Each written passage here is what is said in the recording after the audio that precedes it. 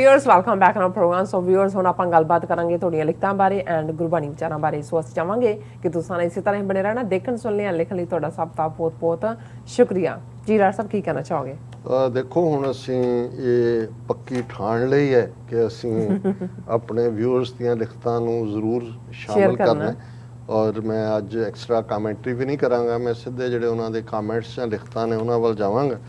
ਸਾਨੂੰ ਰੀਡ ਮੋਰ ਆਈਡੀ ਤੋਂ ਇੱਕ ਲਿਖਤ ਮਿਲੀ ਹੈ, ਉਹਨਾਂ ਨੇ ਕਿਹਾ ਵੀ much respect from a Pathan to my truthful and steadfast Sikh sardars. We Pathans have a saying that the only way there will be a peace and progress in subcontinent if Afghanistan is run by Pathan and India by Sikhs, because both these people are martial nations or warriors, rest are baniyas and housewives. Long live Pathan Sikh brotherhood. चलो ਆਪਣੇ ਸਾਡੇ ਪਸ਼ਤੋ ਪਠਾਨ ਭਰਾ ਨੇ ਦਿਲ ਖੁਸ਼ ਕਰਤਾ, ਉਹਨਾਂ ਨੇ ਇੱਕ ਵਾਰੀ ਤਾਂ ਲੱਗ ਲਿਆ ਵੀ ਅਸੀਂ ਖੋਹ ਲਿਆ ਰਾਜ ਇਹਨਾਂ ਤੋਂ, ਬਾਹਮਣਾ ਤੋਂ। ਸੋ ਇਹਦੇ 'ਚ ਕੋਈ ਸ਼ੱਕ ਨਹੀਂ ਹੈ ਕਿ ਵੀ ਬਹੁਤ ਸਾਰੇ ਟ੍ਰੇਟ ਜਿਨ੍ਹਾਂ ਦੇ ਵਿੱਚ ਇੱਕ ਸਿੰਪਲਿਸਿਟੀ ਹੈ ਮਾਈਂਡ ਦੀ ਵੀ ਔਰ ਅਣਖ ਵੀ ਹੈ, ਗੈਰਤ ਵੀ ਹੈ, ਇਹ ਦੋਨਾਂ ਕੌਮਾਂ 'ਚ ਬਰਾਬਰ ਰਹੀ ਹੈ। ਲੜੇ ਵੀ ਹੈ ਅਸੀਂ ਇੱਕ ਦੂਜੇ ਦੇ ਖਿਲਾਫ 18ਵੀਂ ਸਦੀ 'ਚ, ਲੇਕਿਨ ਇੱਕ ਦੂਸਰੇ ਦਾ ਰਿਸਪੈਕਟ ਵੀ ਹੈ ਕਿਉਂਕਿ ਇੱਕ बहादुर ही बहादुर की कदर जानता है। और इसी तरह महमूद अरशद जी ने लिखा है, थैंक यू डॉक्टर साहब, I pray Allah give freedom one day, इंशाअल्लाह खालिस्तानी ड्रीम में कम ट्रू। बहुत बहुत शुक्रिया। और शफकत अमान जी ने लिखा है, when China sees to it that it can contain America easily, then it will focus on 7 sister states of North East India with Pakistan in the west, China and Bangladesh in the east. The Siliguri corridor, also called the Chicken's Neck strip of land, only 22 kilometers wide, will be hacked off and demography of India will begin to change. ਇਹ ਬਿਲਕੁਲ ਠੀਕ ਹੈ ਕਿ ਵੀ ਇਹ chicken neck ਰਾਹੀਂ ਜਿਹੜੀਆਂ ਇਹਨਾਂ ਦੀਆਂ 7 ਸਟੇਟਸ ਨੇ, ਹਾਲਾਂ ਹੁਣ ਮੈਂ ਉਹਨਾਂ ਦੀ ਡਿਬੇਟ 'ਚ ਦੇਖਦਾ ਹਾਂ ਕਿ ਨਾਰਥ ਈਸਟ 'ਚ ਸਿੱਕਮ ਨੂੰ ਵੀ ਇਨਕਲੂਡ ਕਰ ਲੈਂਦੇ ਨੇ, ਔਰ ਇਹ ਸਾਰੇ ਭਾਰਤ ਦੀ ਟੈਰੀਟਰੀ ਦਾ ਲਗਭਗ 8% ਏਰੀਆ ਹੈ ਜਿਹੜਾ ਨਾਰਥ ਈਸਟ ਦੀਆਂ ਇਹ ਸਟੇਟਾਂ, ਅਸਾਮ, ਨਾਗਾਲੈਂਡ, ਮਿਜ਼ੋਰਮ, ਮਨੀਪੁਰ, ਮੇਘਾਲਿਆ, ਅਰੁਣਾਚਲ ਪ੍ਰਦੇਸ਼ ਔਰ ਸਿੱਕਮ, ਔਰ ਪੋਪੂਲੇਸ਼ਨ ਭਾਰਤ ਦੀ ਸਿਰਫ 4% ਇਸ ਏਰੀਆ 'ਚ ਹੈ, ਔਰ ਇਹ ਕਦੇ ਵੀ ਉਹਨੂੰ ਦਬੋਚ ਸਕਦੇ ਨੇ। ਪਰ ਮੈਨੂੰ ਇਹ ਲੱਗਦਾ ਹੈ ਕਿ ਜੇ ਇਹ ਇਸ ਤੋਂ ਬਿਯੋਂਡ ਗੱਲ ਜਾਏਗੀ, ਕਿਉਂਕਿ ਜੇ one belt one road initiative ਨੂੰ ਔਰ ਇਹ ਜਿਹੜੀ ਚਾਈਨਾ ਪਾਕਿਸਤਾਨ ਇਕਨੋਮਿਕਲ ਕੋਰੀਡੋਰ ਨੂੰ ਸੇਫ ਕਰਨਾ, ਫਿਰ ਕਸ਼ਮੀਰ ਔਰ ਖਾਲਿਸਤਾਨ ਇਹਨਾਂ ਦੀ ਆਜ਼ਾਦੀ ਨਾਲ ਵੀ ਨਾਰਥ ਈਸਟ ਤਾਂ ਉਹਨਾਂ ਦੇ ਲਈ ਉਵੇਂ ਹੀ ਹੈ, ਜਦੋਂ ਮਰਜ਼ੀ ਛੜੱਪਾ ਮਾਰ ਕੇ ਉਹ ਚਿਕਨ ਨੈਕ ਕੱਟ ਦੇਣ 22 ਕਿਲੋਮੀਟਰ ਵਾਲਾ, ਔਰ ਇਹ ਸਾਰੇ ਕੱਟ ਆਫ ਹੋ ਜਾਂਦੇ ਨੇ। ਔਰ ਇਹ ਜਿਹੜਾ ਉਹਨਾਂ ਦਾ ਦੀ ਲਿਖਤ ਹੈ। ਇਸ ਤੋਂ ਇਲਾਵਾ ਪਾਕਿਸਤਾਨੀ ਪਰਵੇਜ਼ ਦੀ ਆਈਡੀ ਤੋਂ ਜਿਹੜੀ ਲਿਖਤ ਹੈ, there is a general public view in Kabul that India is behind Kabul airport terror attack. India wants that America should further stay in Kabul and should sponsor anti-Taliban forces against Taliban government. This way may lead to Afghanistan. This way may lead Afghanistan towards civil war. Civil war in Afghanistan will further delay entry of China as well as the CPAC project of Afghanistan. ਦੇਖੋ ਹਾਲਾਂ ਜਦੋਂ ਅਸੀਂ ਇਹ ਕਹਿੰਦੇ ਹਾਂ ਕਿ ਭਾਈ ਕੁਛ ਨਾ ਕੁਛ ਐਸੀਆਂ ਫੋਰਸਿਸ ਜਿਹੜੀਆਂ ਨਹੀਂ ਚਾਹੁੰਦੀਆਂ ਕਿ ਭਾਈ ਸਟੇਬਿਲਿਟੀ ਹੋਏ, ਪਰ ਕਿਉਂਕਿ ਜੇ ਹੁਣ ਬਾਈਡਨ ਨੇ ਇਹ ਕਿਹਾ ਬੜੀ ਫਰਮਲੀ ਕਿ ਵੀ ਅਸੀਂ we will hunt them and punish them, ਮੈਨੂੰ ਨਹੀਂ ਲੱਗਦਾ ਕਿ ਵੀ ਇਹ ਹੋਰ ਫੋਰਸਿਸ ਨੇ, ਕਿਤੇ ਨਾ ਕਿਤੇ ਇਹਨਾਂ ਦੇ ਬੰਦੇ ਤਾਂ ਵਿੱਚ ਇਸਲਾਮਿਕ ਸਟੇਟ ਜਾਂ ਦੂਜੇ 'ਚ ਵਾੜੇ ਹੋਏ ਨੇ, ਪਰ ਮੇਬੀ ਅਮਰੀਕਾ ਦੀ ਅੱਖ ਤੋਂ ਬਚਣਾ ਇਸ ਲੈਵਲ ਦੇ ਉੱਤੇ ਸ਼ਾਇਦ ਇੰਨਾ ਓਪਨਲੀ ਨਾ ਕਰਨ, but everything is possible. Suhail Karachi ਤੋਂ ਲਿਖਦੇ ਨੇ, ਡਾਕਟਰ ਅਮਰਜੀਤ ਸਿੰਘ ਸਾਹਿਬ ਐਂਡ ਨੀਲਮ ਕੌਰ ਸਾਹਿਬਾ, ਸਤਿ ਸ੍ਰੀ ਅਕਾਲ ਜੀ। One of the worst human rights abuser in the world, India has a cheek to point its finger at others. It's time West faced up to the fact that their darling India's atrocities against its minorities has so far it needs to be reined in, otherwise we will have another Germany of 1930s. ਬਿਲਕੁਲ ਸੁਹੇਲ ਜੀ ਤੁਸੀਂ ਠੀਕ ਫਰਮਾਇਆ। ਅਸੀਂ ਤਾਂ ਹਮੇਸ਼ਾ ਹੀ ਇਸ ਨੂੰ ਨਾਜ਼ੀਵਾਦੀ ਤਰਜ਼ ਦੀ ਹਕੂਮਤ ਕਹਿੰਦੇ। ਉਹਨਾਂ ਨੇ ਇਹ ਕਿਹਾ ਕਿ ਵੀ ਜੇ ਇਹਨਾਂ ਨੂੰ ਨੱਥ ਨਾ ਪਾਈ ਵੈਸਟ ਨੇ ਔਰ ਅਨਸਟੇਬਲ ਨਾ ਬਣਾਇਆ ਤੇ ਫਿਰ ਜੋ 1930 ਚ ਜਰਮਨੀ ਚ ਹੋਇਆ, ਔਰ ਆਲਰੇਡੀ ਉਸ ਦੀ ਸ਼ੁਰੂਆਤ ਭਾਰਤ ਦੇ ਵਿੱਚ ਹੋ ਚੁੱਕੀ ਹੈ। ਅੱਛਾ ਅਸਦ ਉਸਮਾਨੀ, ਉਹ ਕਹਿੰਦੇ ਨੇ superb TV 84, SOS, doctor Amarjit Singh, Neelam Kaur, ਇਸੇ ਤਰ੍ਹਾਂ ਮਸੂਦ ਆਲਮ, ਇਹ ਕਹਿੰਦੇ ਨੇ doctor sahib I want to see Khalistan country for Sikh nation. Doctor sahib you are my favourite, you are great, energetic, heart touching love for you.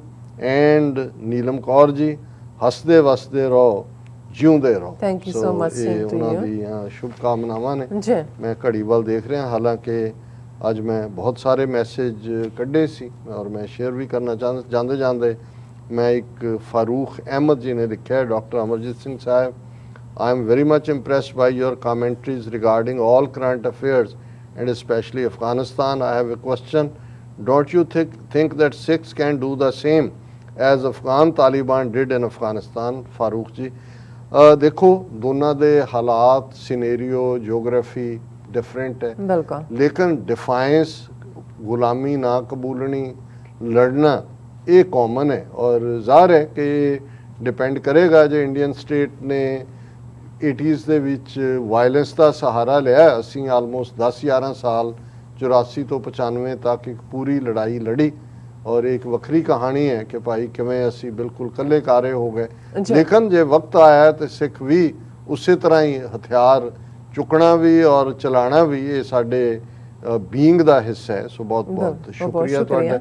ਔਰ ਅੱਜ ਦਾ ਵਿਚਾਰ ਦੇ ਥੱਲੇ ਅਸੀਂ 2 ਸ਼ਲੋਕ ਜਿਹੜੇ ਕਿ 52 ਅੱਖਰੀ ਕਬੀਰ ਸਾਹਿਬ ਦੀ ਬਾਣੀ ਹੈ, ਪੱਬਾ ਔਰ ਮੰਮਾ, ਜਿਹੜੇ ਲਫ਼ਜ਼ ਪੰਜਾਬੀ ਅਲਫਾਬੈਟ ਦੇ ਨੇ, ਉਹਦੇ 'ਚ ਜਿਸ ਖੂਬਸੂਰਤੀ ਦੇ ਨਾਲ ਇਹ ਇੱਕ ਤਾਂ ਰੂਹਾਨੀ ਮੈਸੇਜ ਤਾਂ ਹੈ ਹੀ ਹੈ, ਪਰ ਜਿਵੇਂ ਇੱਕੋ ਲਫ਼ਜ਼ ਨੂੰ ਅੱਡ-ਅੱਡ ਅਰਥਾਂ ਦੇ ਵਿੱਚ ਇੱਕੋ ਫਿਕਰੇ ਦੇ ਵਿੱਚ ਵਰਤਿਆ ਹੈ।